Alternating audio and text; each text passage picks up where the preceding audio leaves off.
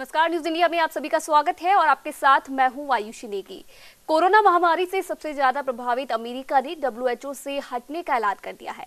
इसे लेकर अमेरिकी राष्ट्रपति डोनाल्ड ट्रंप ने कहा है कि डब्ल्यूएचओ पूरी तरह से चीन के नियंत्रण में है। डब्ल्यूएचओ बदलाव की प्रक्रिया शुरू करने में नाकाम रहा और अमेरिका विश्व स्वास्थ्य संगठन से अपना रिश्ता खत्म करेगा। इसके साथ ही राष्ट्रपति डोनाल्ड ट्रंप ने कहा कि चीन डब्ल्यूएचओ को एक साल में $40 मिलियन देने के बावजूद अपने नियंत्रण में रखता है, जबकि अमेरिका एक साल में डब्ल्यूएचओ को करीब $450 मिलियन का अनुदान देता है। डब्ल्यूएचओ से सुधार को लेकर जो सिफारिश की गई थी उसे लागू नहीं किया गया, इसलिए अमेरिका डब्ल्यूएचओ से अपना रिश्ता तोड़ रहा है। तो वहीं चीन पर हमला बोलते हुए राष्ट्रपति ट्रंप ने कहा कि चीन ने डब्ल्यूएचओ को गुमराह किया है। चीन ने हमेशा चीजों को छुपाया है। वहीं हांगकांग मामले में जाति की वजह से चीन के खिलाफ पाबंदियां लगा रहे हैं। डोनाल्ड ट्रंप ने कोरोना वायरस के प्रसार के लिए चीन को जिम्मेदार ठहराया। उन्होंने कहा कि वे अमेरिका में अध्ययन कर रहे चीनी शोधकर्ताओं पर प्रतिबंध लगा रहे हैं, क्योंकि ये लोग अमेरिका की सुरक्षा के लिए खतरा है। इसके अलावा अमेरिकी स्टॉक एक्सचेंज में सूचीबद्ध उन कंपनियों के खिलाफ कार्रवाई होगी जो अमेरिकी कानूनों का पालन नहीं कर रही।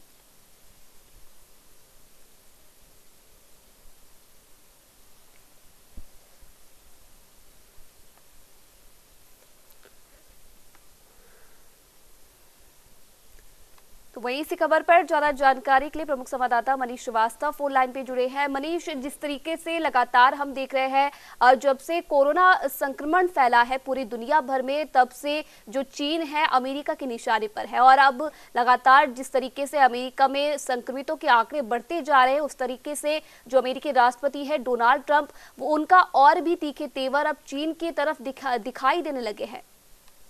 देखिए आरुषि, ये जो डब्ल्यूएचओ का मामला है, अमेरिका डब्ल्यूएचओ से हट चुका है। उसने साफ तौर पर ऐलान कर दिया है कि क्योंकि डब्ल्यूएचओ चीन का समर्थन कर रहा है पर्दे के पीछे से, और कोरोना महामारी का दंश पूरी दुनिया को सिर्फ चीन ने दिया है। अमेरिका ने जब कई सवाल उठाए तो डब्ल्यूएचओ ने कहीं ना कहीं चीन के समर्थन में कई तर्क पेश किए, जिससे अमेरिकी राष्ट्रपति ने साफ तौर पे कह दिया कि जो हम आर्थिक सहायता देते हैं वो तो बंद करेंगे, साथ में डब्ल्यूएचओ से भी अपना रिश्ता खत्म करेंगे। लेकिन सबसे अहम सवाल ये भी है आरुषि कि ये पहला मामला नहीं है कि जब डब्ल्यूएचओ के ऊपर इतने गंभीर आरोप लग रहे हैं पूरी दुनिया में, जब लाखों लोग इस प्रकार से एक महामारी से पीड़ित हैं और तमाम जाने जा चुकी हैं, उसके बावजूद डब्ल्यूएचओ उसी देश की तरफदारी में लगा हुआ है जिस देश से वायरस पूरी दुनिया को इफेक्ट कर रहा है। और इससे पहले भी डब्ल्यूएचओ पे गलत ढंग से सैंपल लेने से लेके पॉलिटिक्स करने तक तमाम आरोप लग चुके हैं। और अगर मैं आपको कुछ समय पहले की बात बताऊं तो देखिए, सबसे पहला मामला जब आया था 1960 से ही, जब डब्ल्यूएचओ के बाद जो है 1960 से 1970 के बीच का एक मामला था कि युगांडा में एक रिसर्च हो रही थी और उसमें बच्चों के रक्त का सैंपल लिया जाता था। तब जो है उस समय जो सैंपल बच्चों का लिया जाता था रक्त का, उसमें पोलियो वैक्सीन का क्लिनिकल ट्रायल हो रहा था और तकरीबन 45,000 बच्चों पर ये ट्रायल हुआ था, ये टेस्ट हुआ था। और तब भी डब्ल्यूएचओ ने, जो देश उसमें ट्रायल में जुटे थे, जो कंपनियां जुटी थी, उनकी कहीं ना कहीं तरफदारी की थी। तो और इसके बाद भी जब अफ्रीका में HIV और इबोला को लेकर के परीक्षण किया गया, तब भी डब्ल्यूएचओ को शुरुआत से पूरे मामले की जानकारी थी और लाखों अफ्रीकियों को संक्रमित किया गया था। एक अनुमान के मुताबिक नकली पोलियो की वैक्सीन के बहाने डॉक्टर हिलोरी थे उस समय पे। तब भी डब्ल्यूएचओ ने कहीं ना कहीं भेदभाव किया और इस पूरे मामले में अपने पैर वापस खींचे तो इबोला पे आंख बंद कर ली थी। 2014 के दौरान आपको याद होगा, इबोला वायरस ने पूरी दुनिया में जानलेवा रूप धारण किया था और इस दौरान लाल फीताशाही डब्ल्यूएचओ की जारी रही और आर्थिक मदद भी डब्ल्यूएचओ ने कहीं ना कहीं नहीं की थी। और क्षेत्रीय ढांचे को लेकर के भी डब्ल्यूएचओ की खूब आलोचना हुई। और इसके बाद कैंसर की रिसर्च को लेकर के भी डब्ल्यूएचओ का जो सहायक संगठन है, international agency for research on cancer, इसने गलत तरीके से रिसर्च की थी और इस पर भी ये आरोप लगा कि पॉलिटिक्स को लेकर के तमाम लोगों ने आर्टिकल भी लिखे। ब्रिटेन के साइंटिस्ट थे एंड यंग, उन्होंने भी जो है तमाम आरोप लगाए कि डब्ल्यूएचओ साफ तौर पे लोगों को गुमराह कर रहा है। इसके बाद IARC कैंसर संबंधी जानकारी उपलब्ध कराने को लेकर के कई बार विवादों में डब्ल्यूएचओ आया, लेकिन डब्ल्यूएचओ लगातार विवादों में आता रहा। उसकी कार्यप्रणाली कभी भी नहीं बदली। और इससे पहले भी कई मीडिया हाउसेस ने, तमाम वेबसाइट्स थी जिन्होंने साफ तौर पे डब्ल्यूएचओ को कहीं ना कहीं उसका पर्दाफाश किया। लेकिन चूंकि डब्ल्यूएचओ में जो देश है वो देश कहीं ना कहीं जो भी डब्ल्यूएचओ का अध्यक्ष बनता है, प्रेसिडेंट बनता है, उसकी तरफदारी करते हैं। और अब चाइना भी पर्दे के पीछे से डब्ल्यूएचओ में लॉबिंग करने में लगा है और तमाम देशों को डब्ल्यूएचओ की तरफ खींच कर ला रहा है, क्योंकि अमेरिका साफ तौर पे चाइना से अपना निवेश भी वापस खींच रहा है और डब्ल्यूएचओ से भी अपना निवेश और अपनी जो आर्थिक मदद है उसने वापस ली है। तो कहीं ना कहीं डब्ल्यूएचओ के ऊपर ये पहला आरोप नहीं है। डब्ल्यूएचओ की कार्यप्रणाली हमेशा से विवादों में रही है। लेकिन अच्छी बात यह है कि जो भारत के स्वास्थ्य मंत्री हैं अब डब्ल्यूएचओ के मुखिया के पद पर वो बैठने जा रहे हैं और उन्होंने उनका ये साफ तौर पे अमेरिका को लेकर के रुख रहेगा कि अमेरिका जो आर्थिक मदद डब्ल्यूएचओ को देता रहा है और डब्ल्यूएचओ के साथ जो पहले से उसके संबंध है वो उन संबंधों की प्रगाढ़ता और मजबूत हो। अगर भारत के स्वास्थ्य मंत्री बतौर डब्ल्यूएचओ मुखिया इस प्रकार अमेरिका को एक विश्वास दिलाने में कामयाब रहते हैं तो निश्चित तौर पर कहीं ना कहीं डब्ल्यूएचओ के जरिए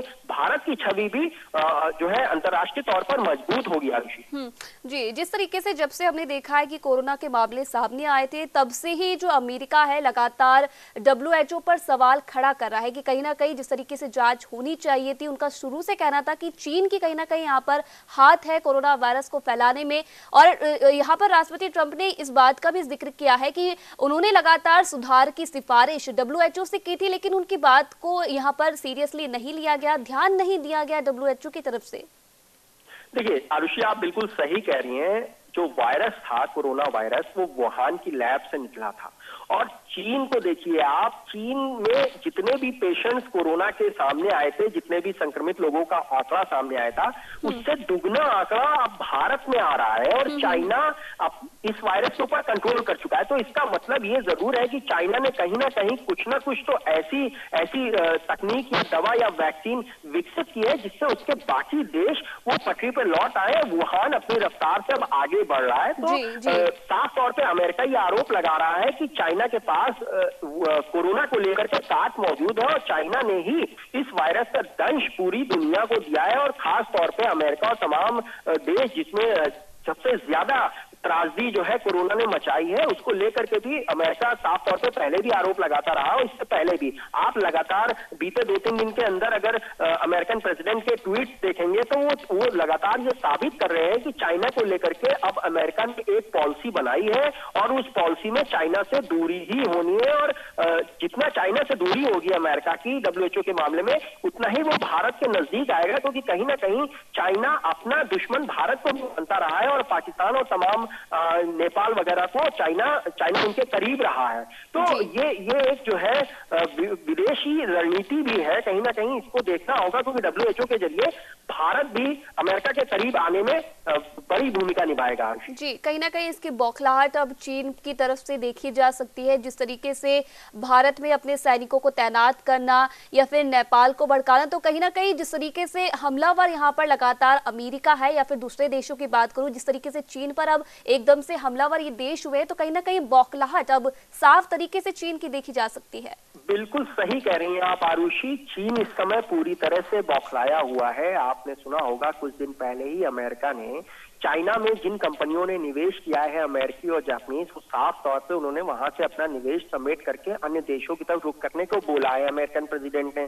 उसमें से तमाम कंपनियां अब भारत की तरफ आ रही हैं। हाल ही में चाइना ने बयान दिया है और ये साफ तौर पे कहा है कि अगर भारत इन कंपनियों का हब बनने की सोच रहा है तो वो बहुत बड़ी गफलत और बहुत बड़ी गलतफहमी में है। तो कहीं ना कहीं ये चाइना की बौखलाहट है कि उसके यहाँ से निवेश खिसक करके हजारों करोड़ का निवेश भारत और तमाम उन देशों तरफ जा रहा है जो अमेरिका के करीब है।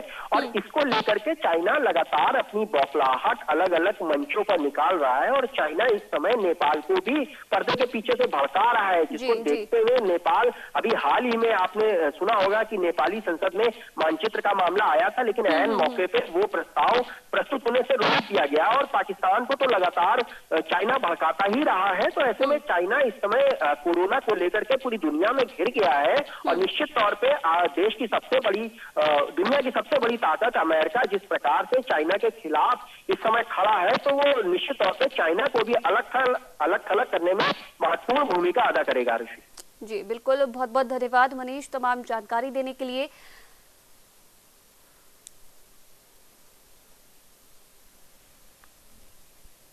तो यहाँ पे फिलहाल वक्त हो चुका है एक छोटी सी ब्रेक का। ब्रेक के बाद जल्द हाजिर होंगे।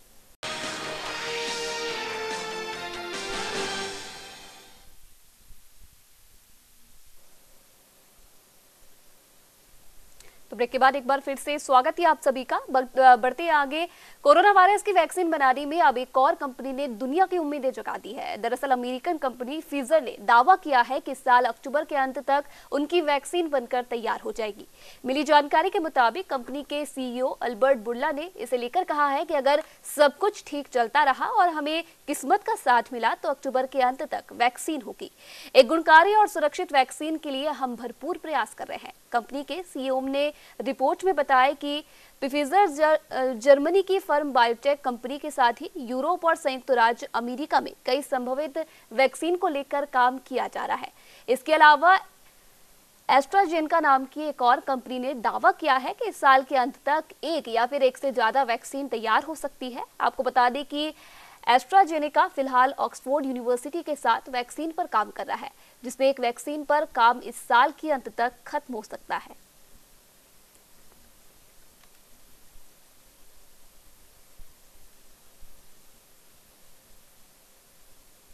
तो वहीं दूसरी तरफ चीनी सेना ने एक बार फिर से भारतीय क्षेत्र में घुसपैठ करने की कोशिश की, लेकिन भारतीय सेना ने इस हरकत को रोक दिया।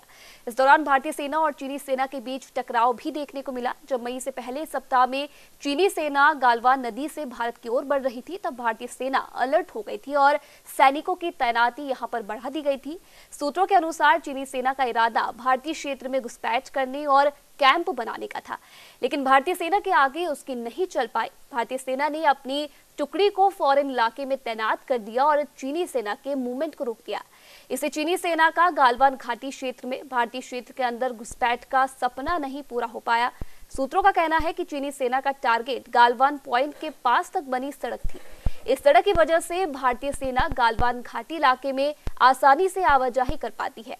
सूत्रों के मुताबिक सीमा से सटे भारतीय क्षेत्र में पिछले 2 से 3 साल से सड़क निर्माण किया जा रहा है, जिसके चलते चीन खुद को खतरा महसूस कर रहा है। चीनी सेना की यह ताजा घुसपैठ की कोशिश इसी का नतीजा है।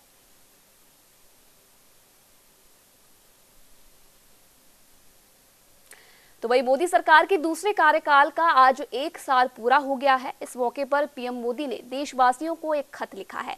इस खत में उन्होंने पिछले 1 साल के दौरान केंद्र सरकार के द्वारा लिए गए बड़े फैसलों, जिसमें आर्टिकल 370 3 तलाक सीए का भी उन्होंने जिक्र किया है। उन्होंने लिखा है कि बीते 1 साल में कुछ महत्वपूर्ण निर्णय ज्यादा चर्चा में रहे और इस वजह से इन उपलब्धियों का स्मृति में रहना भी बहुत स्वाभाविक है। राष्ट्रीय एकता अखंडता के लिए आर्टिकल 370 की बात हो, सदियों पुराने संघर्ष के सुखद परिणाम, राम मंदिर निर्माण की बात हो, या फिर आधुनिक समाज व्यवस्था में रुकावट बना 3 तलाक हो, या फिर भारत की करुणा का प्रतीक नागरिकता संशोधन कानून हो, ये सारी उपलब्धियां आप सभी को स्मरण है। पीएम मोदी ने आगे लिखा कि एक के बाद एक हुए इन ऐतिहासिक निर्णयों के बीच अनेक फैसले, अनेक बदलाव ऐसे भी हैं जिन्होंने भारत की विकास यात्रा को नई गति दी है, नए लक्ष्य दिए हैं, लोगों की अपेक्षाओं को भी पूरा किया है। चीफ ऑफ डिफेंस स्टाफ के पद के गठन को लेकर पीएम ने लिखा कि चीफ ऑफ डिफेंस स्टाफ के पद के गठन ने जहां सेनाओं में समन्वय को बढ़ाया है, तो वहीं मिशन गगनयान के लिए भी भारत ने अपनी तैयारियां तेज कर दी हैं।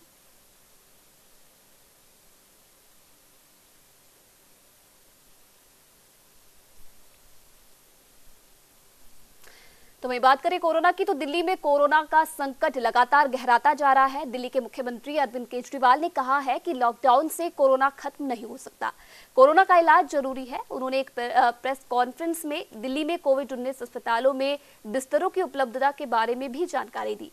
सीएम केजरीवाल ने कहा कि सब कुछ बंद करने से कोरोना खत्म नहीं होगा, कोरोना का इलाज करना जरूरी है। अगर मौत का आंकड़ा बढ़ने लगा तो मुझे चिंता होगी, लेकिन मरीज ठीक हो और घर चले जाए तो चिंता की कोई बात नहीं। अगर कोरोना के 10,000 मरीज हो जाए लेकिन हमारे पास 8,000 बेड हो तब मुझे चिंता होगी।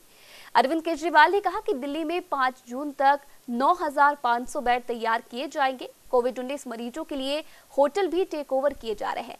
साथ ही उन्होंने बताया कि अगर personal protective equipment kit, ventilator कम पड़े तो मौत भी ज्यादा होगी। आज 6600 बेड का इंतजाम कर दिया गया है। इनमें अभी 2100 बेड पर मरीज है। 5 जून तक दिल्ली में 9500 बेड तैयार हो जाएंगे। साथ ही होटल भी टेक ओवर कर रहे हैं।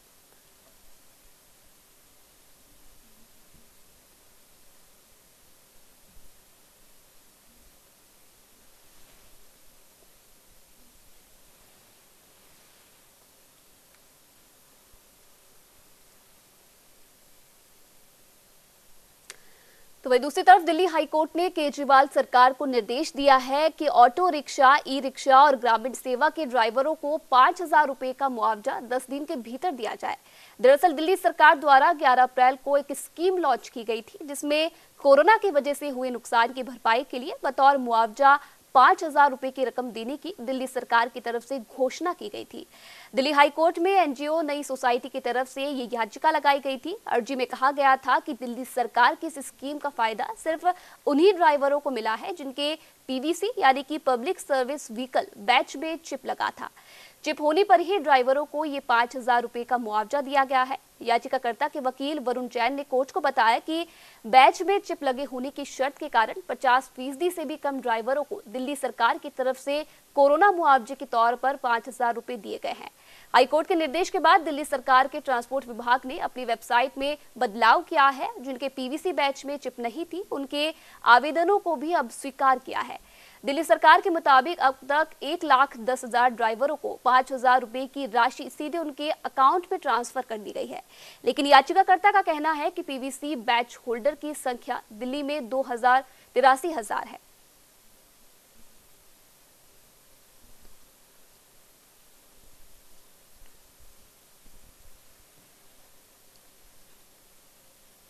तो वही देश के व्यस्ततम एयरपोर्ट्स में से एक माने जाने वाले मुंबई एयरपोर्ट से भी 25 मई से घरेलू उड़ानें शुरू हो गई थी। यहां मौजूदा स्थिति में हर दिन 25 विमान टेक ऑफ कर रहे हैं।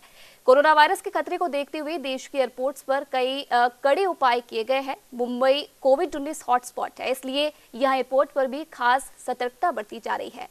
मुंबई एयरपोर्ट पर इस वक्त टर्मिनल 2 ही ऑपरेशनल है। एयरपोर्ट के बाहर पहुंचते ही यहां व्यवस्था में काफी बदलाव महसूस किए जा सकते हैं, जो कि लॉकडाउन से पहले यहां सामान्य दिनों में हुआ करती थी। पहले वाहन से निकलने के एंट्रेंस तक पहुंचने के लिए 3 लाइन हुआ करती थी। सोशल डिस्टेंसिंग को ध्यान में रखते हुए अब यहां यात्रियों के लिए 2 लाइन ही उपलब्ध है। यात्री वाहन से अपनी एयरलाइंस के साइन बोर्ड के पास उतर सकते हैं, फिर वहां से एंट्रेंस तक पहुंचने के लिए लंबी कतार में लगना पड़ता है। तो वहीं सोशल डिस्टेंसिंग का पालन करने के लिए एयरपोर्ट पर फ्लावर मार्किंग की गई है। यात्रियों को फ्लाइट टाइम से 2 घंटे पहले एयरपोर्ट पहुंचना जरूरी है और साथ ही अब वेब चेक इन अनिवार्य कर दिया गया है। एंट्रेंस पर यात्री का टेम्परेचर लिया जाता है, फिर I card, web check in details CISF कर्मी को देनी पड़ती है और आरोग्य सेतु ऐप भी एंट्री से पहले देखा जाता है।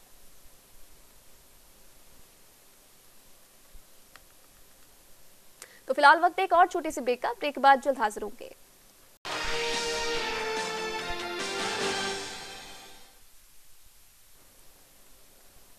तो ब्रेक के बाद एक बार फिर से स्वागत है आप सभी का। बढ़ते आगे, जम्मू कश्मीर के कुलगाम जिले में पुलिस और स्थानीय सुरक्षा बलों ने 2 आतंकियों को ढेर किया है। कुलगाम के वामपोरा में पुलिस को खुफिया जानकारी मिली थी कि 2 आतंकी छिपे हैं, जिसके बाद उनको मार गिराया गया है। मिली जानकारी के मुताबिक सुरक्षा बलों को जानकारी मिली थी कि दोनों आतंकी लश्कर-ए-तैयबा के थे, जिसके बाद सुरक्षा बलों ने आतंकियों के खिलाफ संयुक्त सर्च ऑपरेशन चलाया और इससे पहले सुरक्षा बल मुठभेड़ स्थल पर आतंकियों के घर वालों को भी बुलाया गया था, जहां आतंकियों के घर वालों ने अपील की थी कि वे सेना के सामने खुद को सरेंडर कर दे। घर वालों के मनाने के बाद भी आतंकियों ने सरेंडर करने से मना कर दिया, जिसके बाद सुरक्षा बलों ने उन्हें ढेर कर दिया।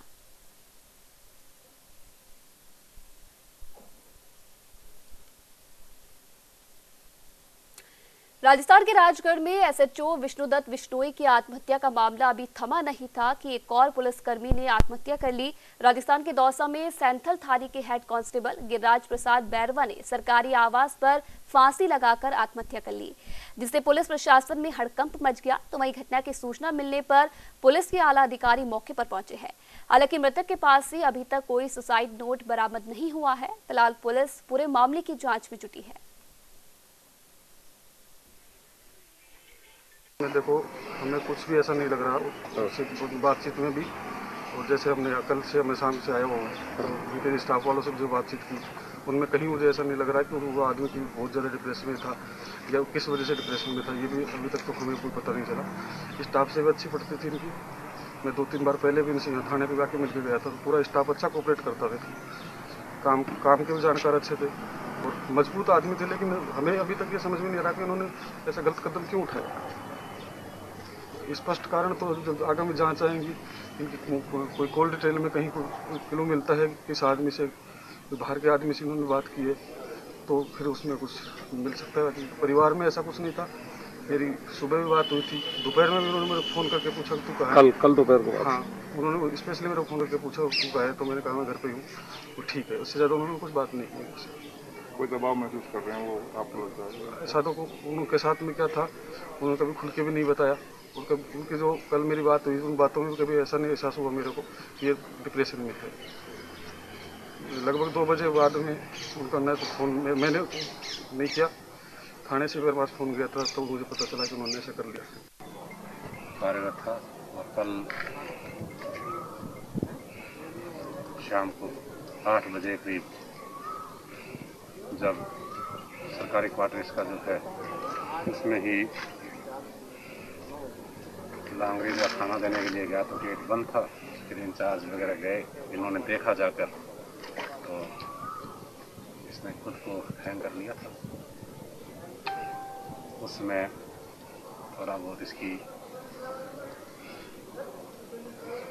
जैसे ही मालूम पड़ा तो लेकर फटाफट दौसा हॉस्पिटल पहुंचे, तो डॉक्टरों ने चेकअप के पश्चात मृत घोषित कर दिया। इसके संबंध में इनके परिजनों के द्वारा जो मर्ग दर्ज हुई है उसके संबंध में जांच के बाद में ही समस्त कारणों का खुलासा हुआ।